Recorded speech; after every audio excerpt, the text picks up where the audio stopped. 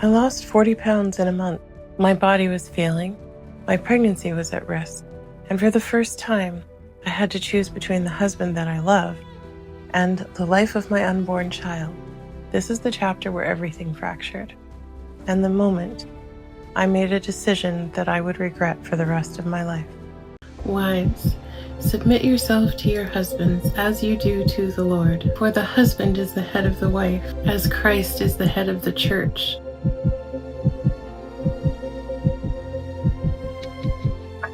Husbands, love your wives as Christ loved the church and gave himself up for her.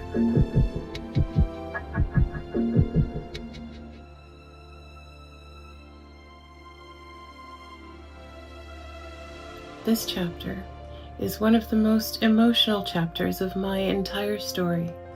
It is a chapter where a battle raged inside of me, a battle between remaining in the sphere of protection that God had arranged, or stepping outside of it again in an attempt to prove my love to my husband. It was a battle between my instinctive response to rejection and learning God's way, a battle between truth and deception, between life and death. In chapter 11, I shared that I was pregnant and that Sam's expressions of love, layered with divided loyalty, left me suspended between danger and safety, never sure which one would prevail.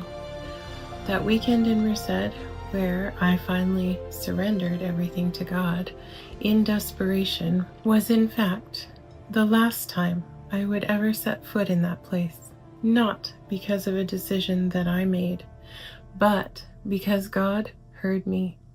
I had given him permission to work in my body and my environment, a work that would both free me and give Sam and me the opportunity to choose the path God was laying before us.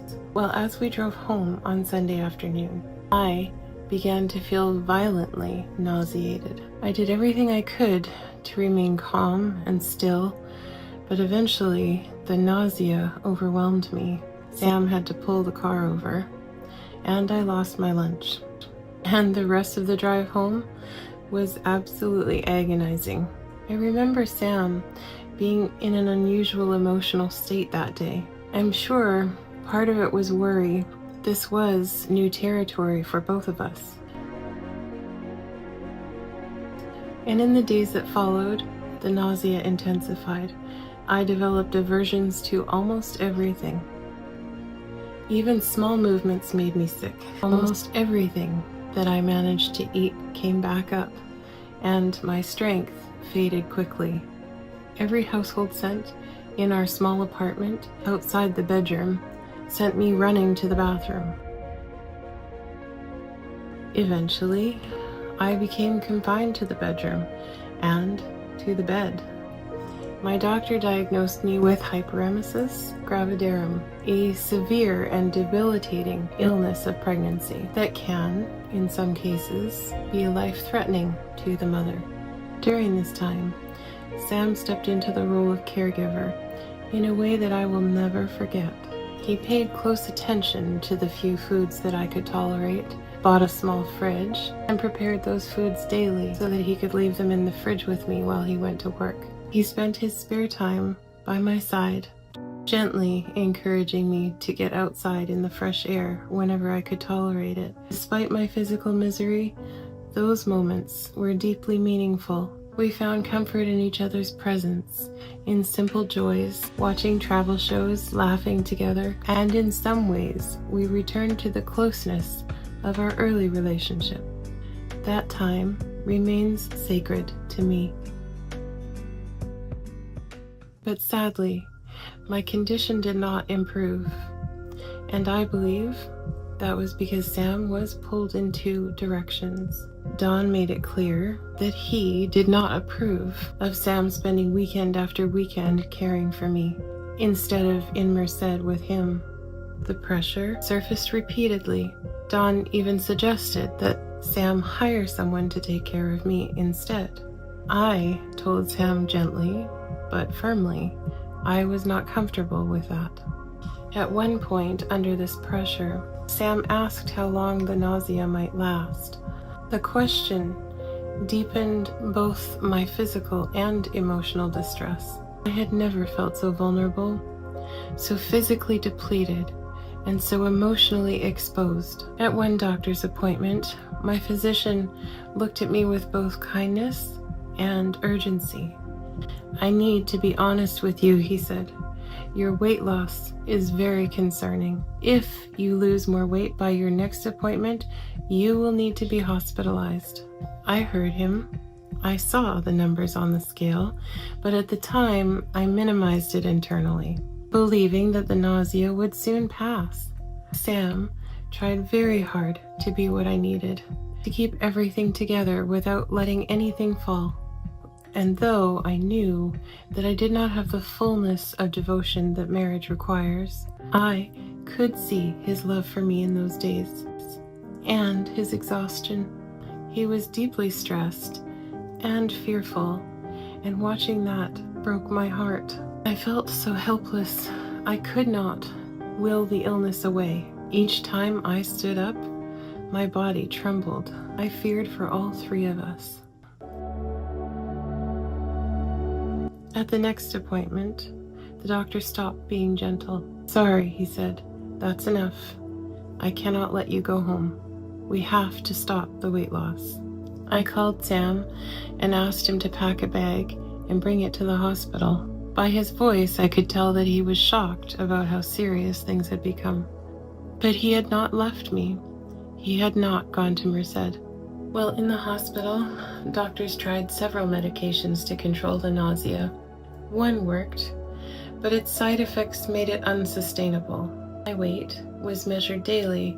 The baby appeared healthy and was growing well, which obviously I was grateful for.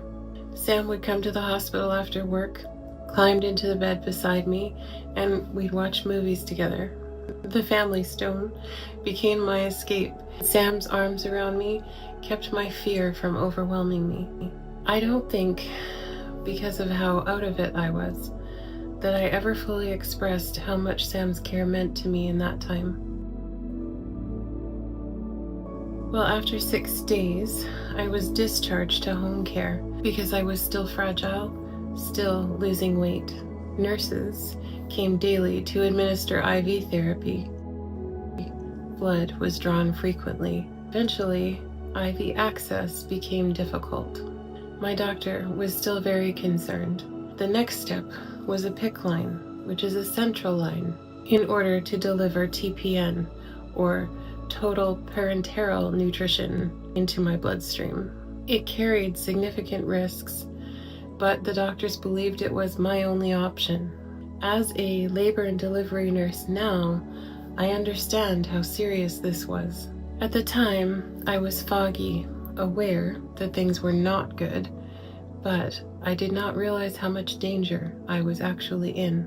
You see, my body was expending everything it had to sustain my child. I prayed, prayers of weakness and surrender. In the meantime, Dawn kept up the pressure. I remember the feeling of depression setting in, especially when I was aware of Dawn's pulling on Sam. I felt anger, helplessness, fear, and deep love for my husband all at once. I worried about Sam's well-being too. Caring for me was wearing him down. I still wanted to be what he needed, and yet I couldn't. When I looked into the mirror, I saw the life draining from my face. That fear is difficult to put into words. I knew that something had to change. I could see Sam's torment, his inability to release Dawn.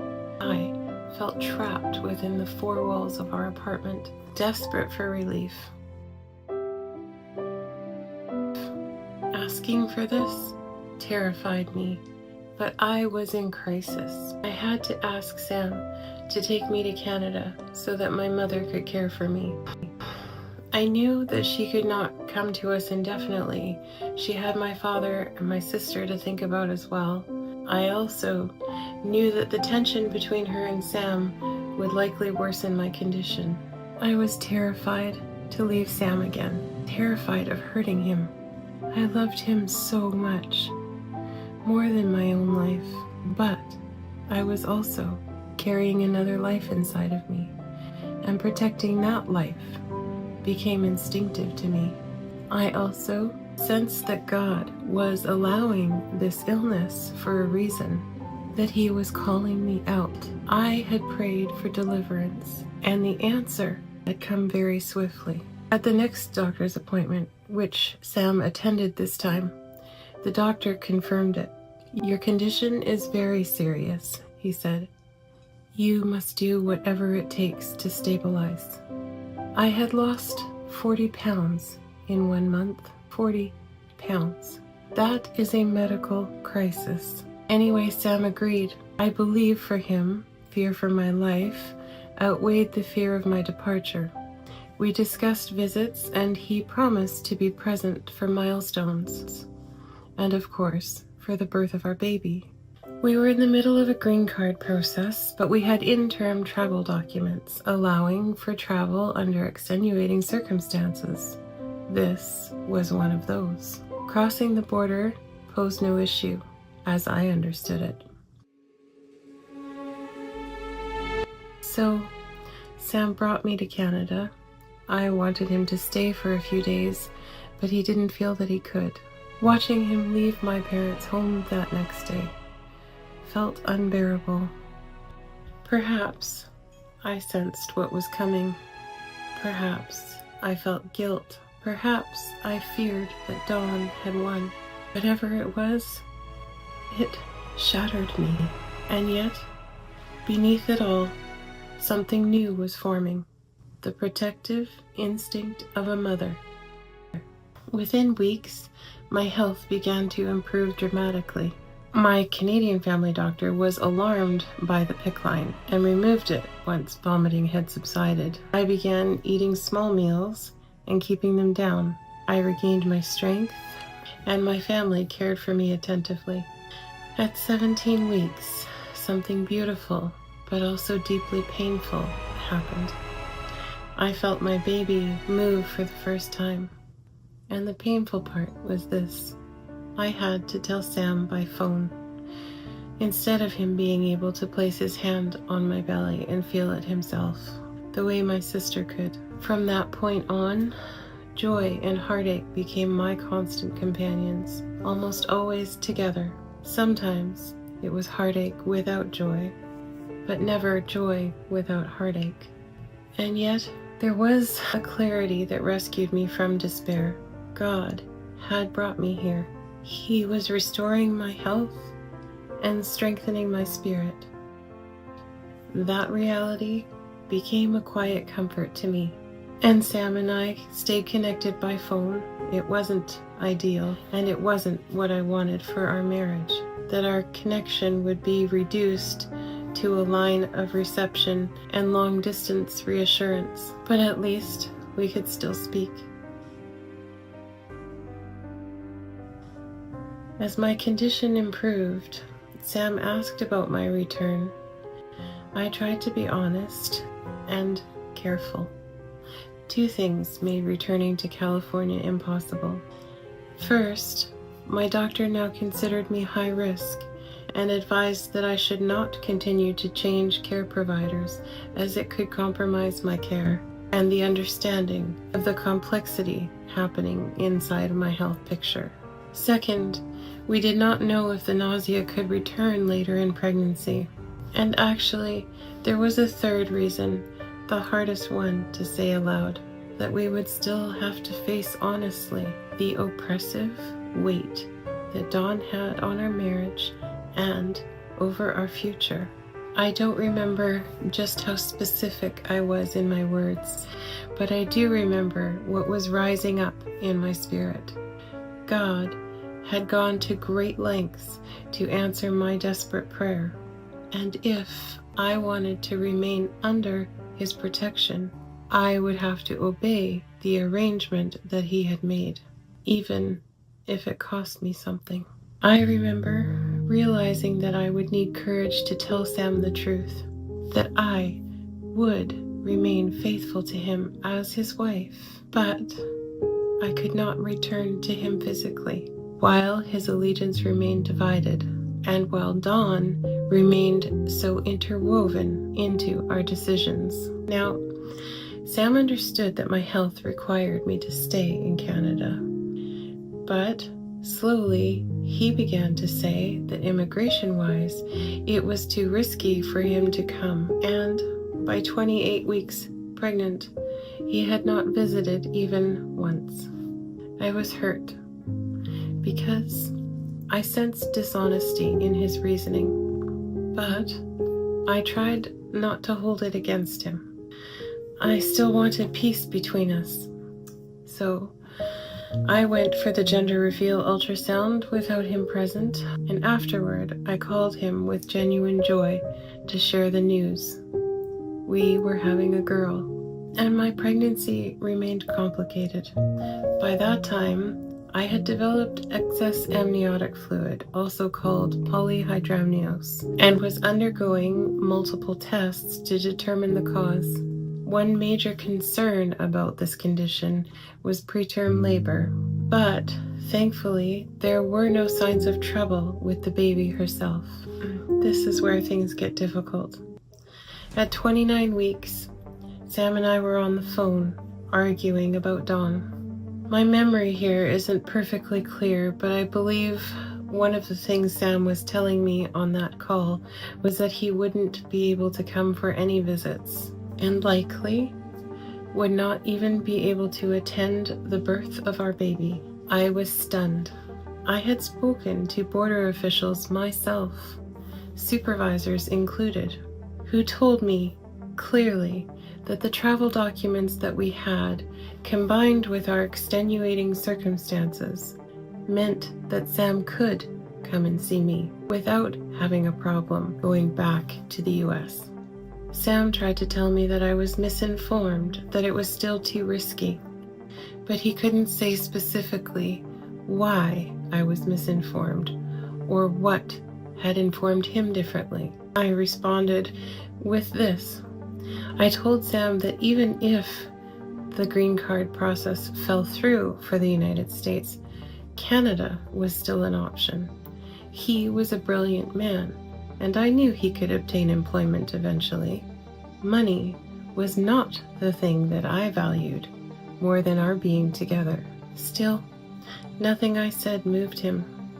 And what broke me most was that when I asked him, quite plainly, if Dawn was the real reason that he wasn't coming, he would not answer. As we spoke, I began contracting, and I can't remember if I told him what was happening in that moment. I just remember that I had to end the call abruptly, and he understood that I had to go. Every 5 minutes, then every 3 minutes. That is how fast the contractions came. They grew stronger and more painful. I was terrified. I tried everything. Water, eating, a heating pad. Nothing helped. After an hour, I knew something was wrong. My mother drove me to the hospital, and they placed me on the monitor, and the contractions were unmistakable. The doctor looked concerned. Orders were given. An IV was placed. What triggered it, they asked. At first I couldn't answer. Then I whispered. I got upset. The tears came. The nurse tried to steady me. You need to stay calm right now, she said. There were discussions about transferring me to another hospital if they couldn't stop the contractions. A 29-week baby has a fighting chance, my doctor told me. But it was terrifying, truly terrifying, because the list of complications were endless. And while my mother sat beside me, wringing her hands, and my sister tried to comfort me, my husband was not there, and my heart was in pieces. Yes, I prayed. I prayed for the contractions to stop. They did, eventually. It took time. It took fluids. It took medication. But they slowed and then stopped. An ultrasound revealed a closed cervix, This was a huge relief. I had to be admitted overnight. Later, in the quiet, when the nurses and the doctors stopped coming in so often, I called my husband to tell him what had happened and to beg him to come and be with me. He said no. I asked him why, and he could not give me a coherent reason. I asked again if he would come for the birth of our baby. Still no. I started to get upset. He said, "Let's just keep you calm for right now. We'll talk about it later. I don't want the contractions to start again. I love you."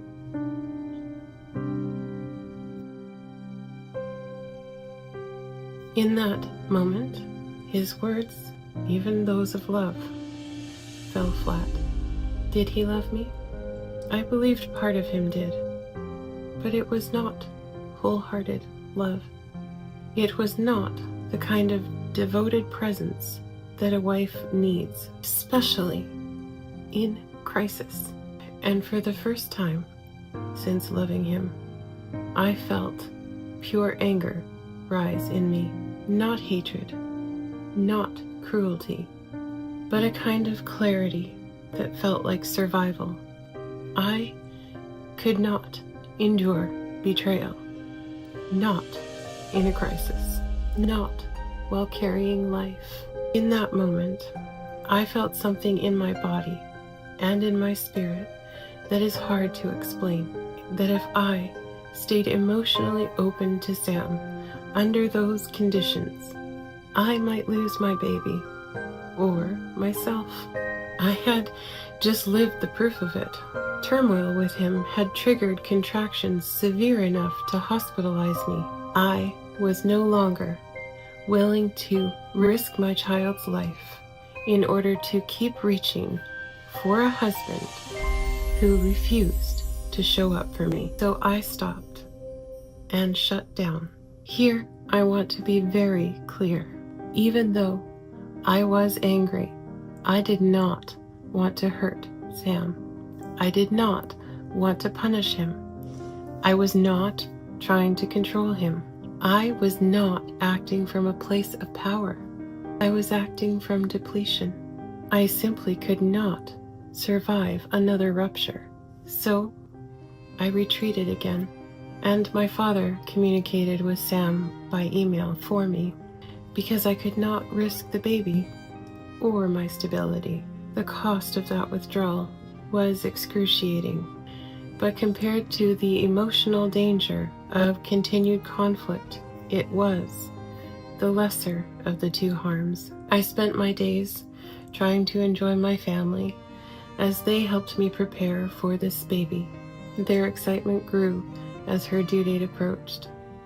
And spiritually, I stayed in what I can only describe as the cleft of the rock with the Lord, tucked into the safety that He provided, afraid to step outside of it, but aching every day. There is a kind of heartbreak that drains the will to live out of a woman. I remember thinking of Padme in Star Wars and understanding, in a small way, how a heart can fracture that deeply. But in my case, there was also a fierce will to protect my baby. That instinct became my anchor. If I could not have my husband's full heart, at least I could bring this child safely into the world. This living piece of him. That thought steadied me. It still does. 36 weeks and 2 days. A week earlier, I had gone to the hospital for decreased fetal movement. The NST showed that baby wasn't happy. I was prescribed daily NSTs after that. On this particular day, the maternity unit was busy, so I waited longer than usual. I was hungry. Hunger sometimes brought on Braxton Hicks, but this was different. By the time I was placed on a monitor, more than an hour later, they noted regular contractions They also noted that I was breathing through them rather than talking normally. The doctor assessed me. I had a cervical stitch in place, placed many weeks earlier out of an abundance of caution. Now the question was whether to remove it because I appeared to be in early labor and far enough along that the baby would likely do well if born now. There was discussion back and forth, and then the decision was made. The stitch had to come out. It was significantly painful, and after it was removed, the contractions strengthened. The hospital was about to lose obstetric coverage, so I needed to be transferred to a hospital that could receive a laboring mother. Here is where I make a public confession, the deepest regret of my life. By that point, I had learned that crisis did not draw Sam closer. Vulnerability did not result in his presence. Honesty did not produce safety with him. And so my heart concluded, rightly or wrongly, that reaching out to tell him I was in labor would only injure me further. I was not trying to be cruel. I was not trying to weaponize the birth of our child. I believed that I was protecting the moment I brought life into the world. And yet, as I look back on this now, and even as I looked on it weeks after the birth of our child, I knew that something had been lost. To my conscience, my decision not to tell Sam that I was in labor and about to give birth to our child was wrong, and I will carry the pain of that regret for the rest of my life. I am sorry. It did not end our marriage, but I believe it carried a great relational cost. Our beautiful firstborn daughter came into the world after 20 hours of excruciating labor, and then an emergency C-section due to a partial placental abruption in which I came very close to death. But God saved my life, my baby's life, and my womb, and she was beautiful. Still is, Esther. A name that Sam and I chose together before I left California. I had wanted Bethany, or Esther. He wanted Esther, and we happily agreed. Esther, the woman who saved her people. A very good name. I fell in love for the second time in my life. She became my new reason for living, and the reason I would never again compromise where God asked for full surrender. I began to fear God in a new way, not in terror, but in reverence, and to seek His blessing with a seriousness I had never known before, because this precious life was completely dependent on me. I became a mother the moment she was conceived, and the weight of what that meant only grew with her. It was almost 2 weeks after her birth that I felt ready for my father to email Sam. Actually, my father had been pressing me for a while. This is another layer of regret. I still ache when I imagine what that delay must have done to him. My choice there, and Sam's choices that had preceded it and continued afterward, kept us apart until Esther was 9 months old.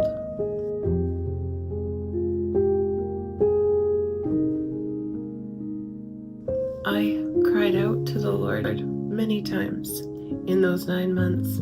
Still, Sam held his stance, and I held mine. Those months were filled with joy, watching this beautiful child grow, and grief, aching for my husband. I prayed for him constantly, yet I felt convicted that I was to stay put. I had to protect Esther from strife. In fact, When Esther was only a few weeks old, I was speaking with some of the church elders about the situation I was in with Sam and my concerns about Dawn. It was so stressful, so emotionally intense, that I believe it affected my body, because right afterward I nursed Esther, and she then immediately vomited the entire feed. This was something that had never happened before. It startled me. It made something unmistakably clear to me. When I was under intense emotional strain, it affected my child. So I became careful, withdrawn, not out of spite, but out of a very sober awareness that I could not afford chaos. And there was still no softness from Sam toward my plea for full devotion. I had to remain guarded. It was a time of deep grief, and a time of moment-by-moment dependence on God, and a time of not knowing what to do, except to obey the one directive I could not ignore: protect this child. Well, in the next chapter, Sam re-enters my life, and the love between us surges to the surface again. You will see that I fought with all my might for both God's blessing and my husband's love, and you will see how the Lord taught me how to follow where He led without knowing the destination.